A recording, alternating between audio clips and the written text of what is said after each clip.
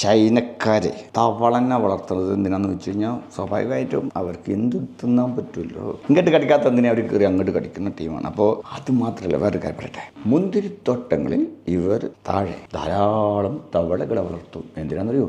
Billions of dollars കിട്ടാൻ. ഇത് ഒരു നല്ല ഉദാഹരണമാണ്. ഇക്കോ ഫ്രണ്ട്ലി ഫാമിംഗ് എന്ന് കേട്ടില്ല, അതിൻ്റെ മാത്രമല്ല. സാധാരണ ഇക്കോ ഫ്രണ്ട്ലി ഒക്കെ ചെയ്താൽ ലാഭം കുറയില്ല, ഇത് ലാഭവും കിട്ടും. അതായത് തവളൻ്റെ പ്രത്യേകത എന്ന് വെച്ചാൽ ഇതൊരു നാച്ചുറൽ പെസ്റ്റ് കൺട്രോളേഴ്സാണ്. കീടങ്ങളെ നശിപ്പിക്കാൻ പിടിച്ചു തിന്നാൻ തവളകൾ ബെസ്റ്റാ. പുൽച്ചാടികൾ, വണ്ടുകൾ, ഇവരൊക്കെ തവളൻ്റെ ഇഷ്ടഭക്ഷണം. ഓരോ ദിവസം ഓരോ തവളക്കും വലിയ ഒരു ക്വാണ്ടിറ്റി കീടങ്ങളെ തിന്നാൻ തവളകൾക്ക് കഴിയും. ഏറ്റവും കൂടുതൽ കീടനാശിനി ഉപയോഗിക്കുന്നത് മുന്തിരിയിലല്ലേ.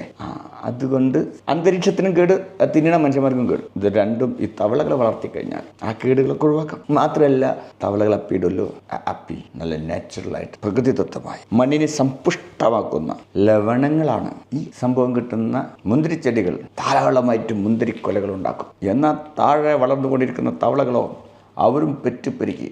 അതും അറിയാലോ, മനുഷ്യന്മാർക്ക് സമ്പുഷ്ടമായ ആഹാരത്തിന് വഴിയൊരുക്കും. തവളക്കാല് തിന്നിട്ടുണ്ടോ?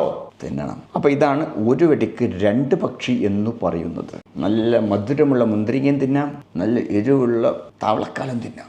ഒരു രാസവളം ഉപയോഗിക്കാത്ത അല്ലെങ്കിൽ കീടനാശിനി ഉപയോഗിക്കാത്ത മുന്തിരിൻ്റെ ടേസ്റ്റ് എന്താണെന്നറിയോ? അന്നൊക്കെ നമ്മൾ മറന്നുപോയിരുന്നു. നമുക്ക് കിട്ടണ്ടേ? ഇപ്പം നമ്മൾ കഴിച്ചുകൊണ്ടിരിക്കുന്ന മുന്തിരി മുമ്പില്ലാത്ത ടേസ്റ്റ് അനുഭവപ്പെടാറുണ്ടെന്നാണ് പറഞ്ഞത്. വേറെ ഒന്നിൻ്റെ അല്ല, കീടനാശിനിൻ്റെ ടേസ്റ്റാണ്. അത് ഈ മുന്തിരിക്ക് ഉണ്ടാവില്ല. പിന്നെ ചവർപ്പ്, പുളിപ്പ് ഇതൊക്കെ കുറവായിരിക്കും. കത്തപ്പഴക്കാത്ത മുന്തിരിയെ ഞെക്കി പഴിപ്പിച്ചാൽ ആ മുന്തിരി എങ്ങനെ ഒറിജിനൽ മുന്തിരി ആവുമോ? ഇത് ജ്യൂസിയറാ.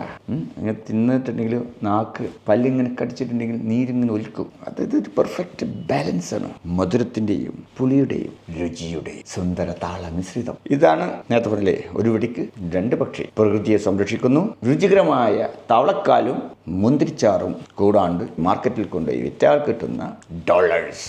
യെസ്, പഴംപൊരി ബീഫ് എന്ന് പറഞ്ഞ മാതിരി തവളക്കാലും മുന്തിരിച്ചാറും. എങ്ങനെയുണ്ടാവും? വെറൈറ്റി ആയിരിക്കും അല്ലേ?